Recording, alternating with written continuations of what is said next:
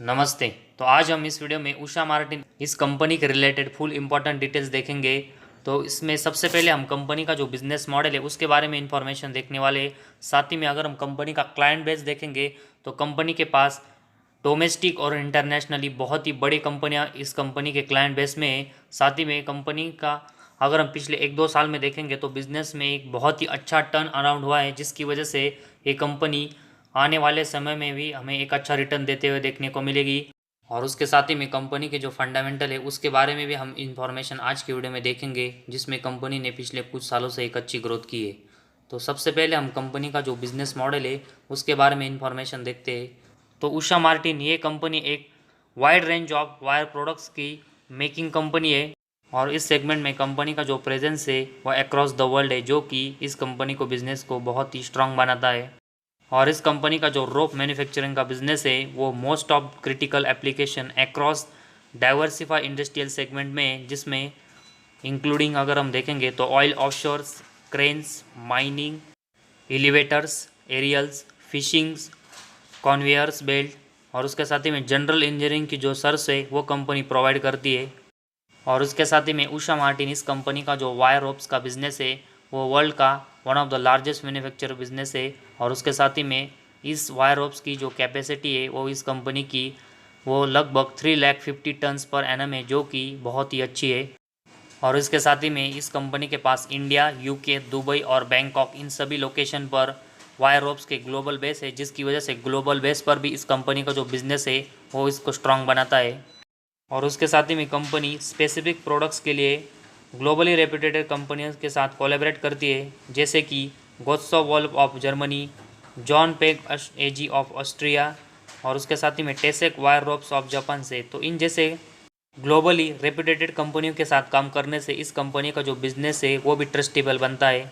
तो इस कंपनी का जो बिज़नेस मॉडल है वो बहुत ही अच्छा है। और उसके साथ ही में अगर हम कंपनी का क्लाइंट बेस देखेंगे तो वो भी बहुत ही स्ट्रांग है। और इस कंपनी का क्लाइंट बेस के बारे में अगर हम इंफॉर्मेशन देखेंगे, Reliance, Adani, Coal India, Tata Steel, JSW, Otis, Vedanta, Hindalco, NTPC, Shell, Schindler, Fujitec, Mitsubishi, Thyssen group and Total, और ये सभी बड़े क्लाइंट्स है वो कंपनी के पास इंडिया और ओवरसीज़ में मौजूद है, जो कि इस कंपनी के बिजनेस के चेन को बहुत ही स्ट्रांग बनाता है।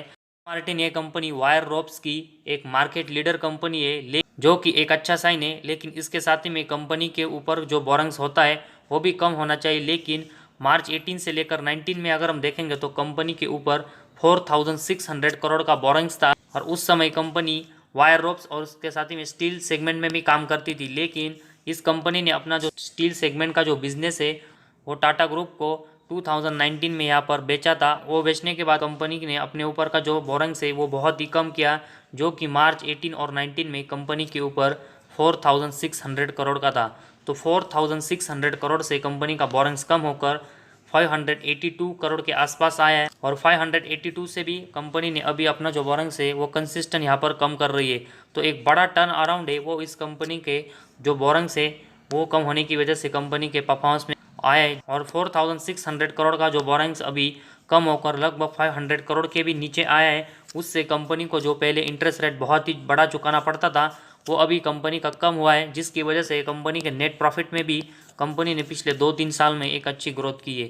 तो एक बड़ा टर्न अराउंड है वो इस कंपनी के बिजनेस में पिछले 1-2-3 सालों में हुआ है, जो कि इसकी वजह से पिछले 1 सालों में कंपनी ने एक बहुत ही अच्छे रिटर्न शेयर होल्डर को दिए। तो ये कंपनी का जो बिजनेस टर्न अराउंड है वो इस कंपनी के बिजनेस को आने वाले दिनों में एक अच्छा ग्रोथ पर ले जाएगा। तो इस कंपनी का जो बिजनेस मॉडल है वो बहुत ही अच्छा है। साथ ही में कंपनी ने अपने ऊपर का जो बोरंग्स है वो बहुत ही कम किया है, जो कि एक अच्छा साइन है। और उसके बाद हम कंपनी के फंडामेंटल के बारे में इंफॉर्मेशन देखते हैं कि उसमें कंपनी कैसा परफॉर्मेंस कर रही है। तो सबसे पहले हम इस कंपनी के पी रेशो के बारे में इंफॉर्मेशन देखेंगे तो कंपनी का पी रेशो 19.2 है।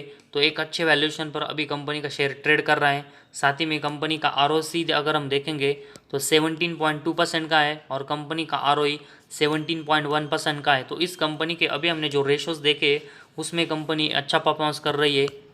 और उसके बाद हम कंपनी का प्रॉफिट एंड लॉस स्टेटमेंट का इंफॉर्मेशन देखते हैं, जिसमें पिछले 5 सालों का परफॉर्मेंस देखेंगे तो उसमें कंपनी का जो सेल्स है वो मार्च 18 में 2000 करोड़ का था, जो कि 19 में बढ़कर 2400 करोड़ का हुआ, 20 में थोड़ा सा कम होकर 2100, 21 में 2700, मार्च 22 में 2600 और अभी ट्रेलिंग 12 मंथ्स में 3000 के ऊपर कंपनी का जो सेल्स है वो हुआ है। पिछले अगर हम 3 साल में देखेंगे तो फिर से इस कंपनी ने अपने जो सेल्स की ग्रोथ है वो यहाँ पर बढ़ाना शुरू कर दिया है, जो कि एक बहुत ही अच्छा साइन है। तो इस कंपनी का जो सेल्स की ग्रोथ है वो अच्छी यहाँ पर हो रही है। इसके बाद कंपनी का ऑपरेटिंग प्रॉफिट देखेंगे तो मार्च 18 में कंपनी का ऑपरेटिंग प्रॉफिट -188 था, जो कि इसके अगले साल कंपनी ने इस ऑपरेटिंग प्रॉफिट के लॉस को कम कर -24 करोड़ का किया। लेकिन इसके बाद कंपनी ने अपने ऑपरेटिंग प्रॉफिट में एक अच्छी ग्रोथ की और ये 232 करोड़ का जनरेट किया। इसके अगले साल मार्च 21 में ये कंपनी का ऑपरेटिंग प्रॉफिट बढ़कर 279 करोड़ का हुआ। मार्च 22 में फिर से बढ़कर 384 और उसके साथ ही में ट्रेलिंग 12 मंथ्स में ये बढ़कर 439 करोड़ का हुआ है। तो मार्च 18 में कंपनी जो loss making operating profit generate कर रही थी, उसके बाद कंपनी ने कंसिस्टेंट अपने ऑपरेटिंग प्रॉफिट में ग्रोथ की और उसको बढ़ाकर 400 के ऊपर अभी ट्रेलिंग 12 मंथ्स में किया है। तो शानदार कंपनी के ऑपरेटिंग प्रॉफिट की ग्रोथ है। और उसके साथ ही में ऑपरेटिंग प्रॉफिट मार्जिन के बारे में इंफॉर्मेशन देखेंगे तो ये मार्च 18 में जो -9% का था, जो कि इसके भी बाद कंपनी के अपने ऑपरेटिंग प्रॉफिट मार्जिन में कंसिस्टेंट ग्रोथ की, जो कि इसके बाद कंपनी ने इसको कम कर -1% का किया। और पिछले अगर हम 4 साल में देखेंगे तो कंपनी का जो ऑपरेटिंग प्रॉफिट मार्जिन है वो कंसिस्टेंट 10% के ऊपर कंपनी ने जनरेट करके बढ़ा है, जो कि इस कंपनी के बिजनेस के लिए एक बहुत ही अच्छा साइन है।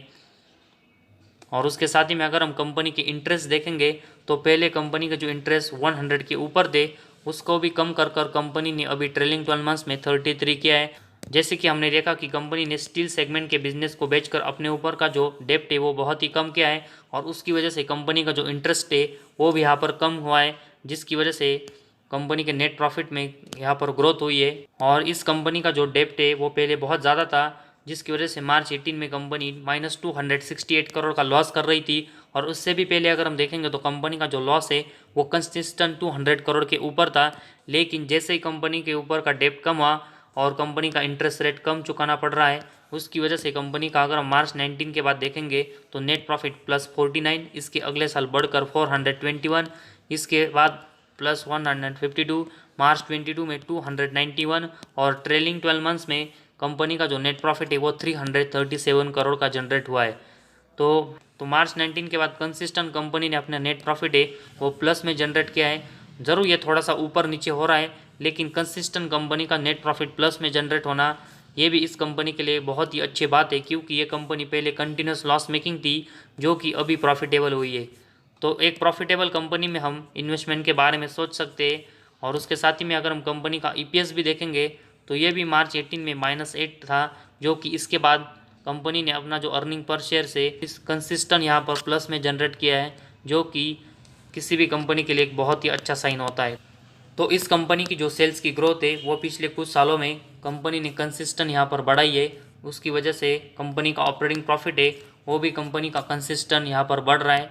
साथ ही में कंपनी का ऑपरेटिंग प्रॉफिट मार्जिन है वो भी पिछले 3-4 साल से कंपनी ने कंसिस्टेंट 10% के ऊपर जनरेट किया है। साथ ही में कंपनी ने अपने ऊपर का जो बोरिंग्स है वो कम करके इंटरेस्ट रेट भी कम किया है, जिसकी वजह से कंपनी जो पहले लॉस मेकिंग थी वो अभी प्रॉफिटेबल हुई है। और उसके साथ ही में कंपनी का जो ईपीएस है वो भी पहले लॉस मेकिंग था, वो भी अभी कंपनी प्रॉफिट में जनरेट कर रही। तो प्रॉफिट एंड लॉस स्टेटमेंट में कंपनी ने सभी सेगमेंट में एक अच्छा परफॉर्मेंस किया है और कंपनी नेट प्रॉफिटेबल हुई है, जिसकी वजह से इन्वेस्टमेंट के बारे में हम इस कंपनी में सोच सकते हैं। इसके बाद कंपनी की बैलेंस शीट के बारे में हम इंफॉर्मेशन देखते हैं, क्योंकि कंपनी का बैलेंस शीट में कंपनी का बोरिंग्स कंसिस्टेंट यहाँ पर कम होता रहेगा तो कंपनी का इंटरेस्ट रेट भी कम होगा और कंपनी के नेट प्रॉफिट में यहाँ से और अच्छी ग्रोथ होगी। और उसके साथ ही में कंपनी का जो रिजर्व है वो भी कंसिस्टेंट बढ़ना चाहिए, जो कि इसकी वजह से कंपनी का बिजनेस स्ट्रांग होगा।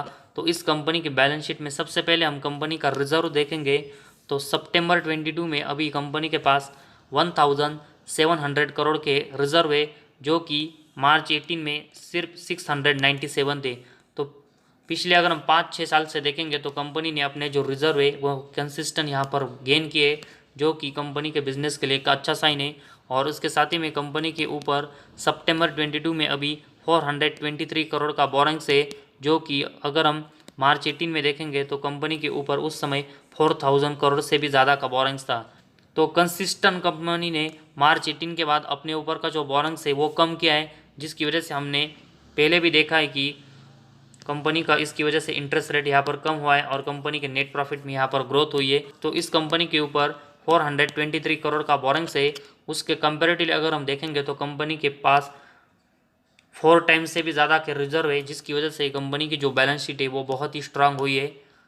इसके बाद कंपनी का कैश फ्लोज देखेंगे तो मार्च 22 में कंपनी का net cash flow plus 55 crore का है, जो कि मार्च 21 में 2 करोड़ का था और मार्च 20 में 50 करोड़ का था। तो पिछले अगर हम 3 साल में देखेंगे तो कंपनी ने अपना जो नेट कैश फ्लो है वो भी पॉजिटिव में कंसिस्टेंट जनरेट किया है। और किसी भी कंपनी का नेट कैश फ्लो प्लस में जनरेट होता है वो उस कंपनी के बिजनेस के लिए बहुत ही अच्छा साइन होता है, जो कि इस कंपनी के बारे में हुआ है। इसके बाद हम कंपनी के डेप्टर डेज के बारे में इंफॉर्मेशन देखेंगे। तो मार्च 18 में जो 119 थे, इसके बाद कंपनी ने कंसिस्टेंट अपने जो डेप्टर डेज के नंबर से उसको कम कर कर मेंटेन रखा है, जो कि किसी भी कंपनी के डेप्टर डेज के नंबर्स कम होते वो उस कंपनी का परफॉर्मेंस इंप्रूव होने का इंडिकेशन होता है। और उसके साथ ही में कंपनी के इन्वेंट्रीज के बारे में इंफॉर्मेशन देखेंगे तो कंपनी के जो इन्वेंट्रीज मार्च 18 में 350 थे। इसके बाद कंपनी के जो इसके बाद कंपनी ने अपने जो इसके बाद कंपनी ने मैक्सिमम टाइम अपने जो इन्वेंट्रीज है वो 200 से यहाँ पर कम किए और यहाँ से और भी कंपनी को अपने जो इन्वेंट्रीज के नंबर से वो आने वाले समय में कम करने पड़ेंगे ताकि कंपनी की कंसिस्टेंट ग्रोथ हो। तो मार्च 18 के बाद कंपनी के डेप्टर डेज और इन्वेंट्री डेज के नंबर से वो भी कंपनी कंसिस्टेंट कम कर रही है, जो कि एक अच्छा साइन है। और लास्ट में हम कंपनी का शेयर होल्डिंग पैटर्न के बारे में इंफॉर्मेशन देखते हैं, जिसमें कंपनी के प्रमोटर के पास 48.70% की हिस्सेदारी सितंबर 22 में है। साथ ही में कंपनी में एफआईएस की हिस्सेदारी 8.89% है। साथ ही में डीआईएस की हिस्सेदारी इस कंपनी में 0.04 और पब्लिक की हिस्सेदारी 42% की है। तो प्रमोटर के पास अभी भी कंपनी की एक मेजॉरिटी स्टेक है, जो कि कंपनी को एक स्टेबल बनाता है। तो पिछले कुछ साल से देखेंगे तो कंपनी में एफआईएस की जो इन्वेस्टमेंट है वो कंसिस्टेंट बढ़ रही है, जो कि एक अच्छा साइन है।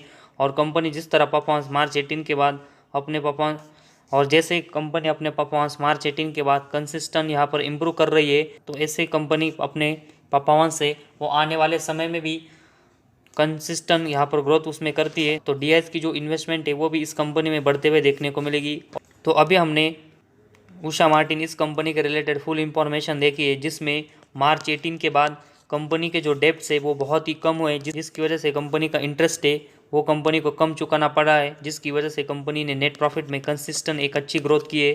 साथ ही में कंपनी के क्लाइंट बेस भी अगर हम देखेंगे तो इंडिया और उसके साथ ही में ग्लोबली कंपनी के पास बहुत ही अच्छा क्लाइंट बेस है, जो कि कंपनी के बिजनेस चेन को बहुत ही स्ट्रांग बनाता है। साथ ही में कंपनी के कैश फ्लोज अगर हम देखेंगे तो पिछले 3 साल में कंपनी का कैश फ्लो कंपनी ने पॉजिटिव में जनरेट किया है। कंपनी की जो बैलेंस शीट है उसमें कंपनी के जो रिजर्व है 1700 करोड़ के ऊपर है और उसके कंपेरेटिवली कंपनी का जो बोरिंग्स है वो 400 करोड़ का है, जिसकी वजह से कंपनी की जो बैलेंस शीट है वो बहुत ही स्ट्रांग हुई है। साथ ही में कंपनी अपने डेप्टर डेज और इन्वेंटरीज के नंबर से वो भी कंसिस्टेंट यहाँ पर कम कर रही है, जिसकी वजह से कंपनी के परफॉर्मेंस है वो भी यहाँ पर अच्छे इंप्रूव हुए। और साथ ही में कंपनी में एफआईएस की भी एक अच्छी हिस्सेदारी है और कंपनी के जो मेजॉरिटी स्टेक है वो भी प्रमोटर के पास है। तो इन सब रीज़न की वजह से इस कंपनी के जो फंडामेंटल और बिजनेस मॉडल है वो बहुत ही अच्छा देखने को मिला है। उससे ये कंपनी इन्वेस्टमेंट की नज़र से बहुत ही अच्छी देखने को मिली है और इसी वजह से हमें इस कंपनी में हर ग्रोथ पर एक अच्छी इन्वेस्टमेंट करना चाहिए।